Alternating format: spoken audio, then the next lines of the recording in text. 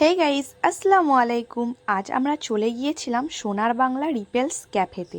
অনেক দিন থেকেই ভাবছিলাম যে যাব, কিন্তু রাস্তাটা অনেক দূরে, তাই যাওয়া হচ্ছিল না।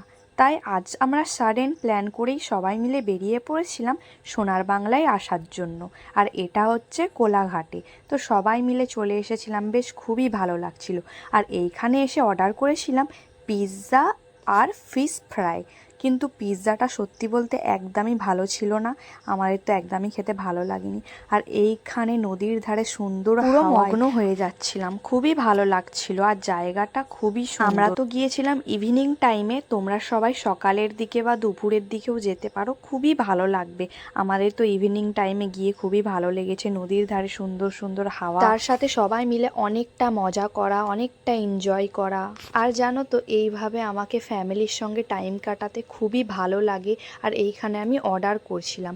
তো যাই হোক, ওইখানে টুকিটাকি জিনিস খেয়ে আমরা চলে যাচ্ছি শেরি পাঞ্জাবে ডিনার করার জন্য। ওইখান থেকে তো বেশি দূর নয়, তাই ভাবলাম শেরি পাঞ্জাবেতেই ডিনারটা করা যাক। তো এখানে আসার পর আমি, মা, বোন একটু দোলনা দুলছিলাম। অবশেষে আবার ভিতরে ঢুকি, আর এইখানে আমরা অর্ডার দিয়ে ওয়েটিং করি। তো আমাদের খাবারগুলোও তার অনেকক্ষণটা পর চলে আসে। যাই হোক, আমার ভিডিওটা এইখানেই এন্ড করলাম। আর তোমরা সকলে আমাকে এইভাবেই সাপোর্ট করতে থাকো। টাটা।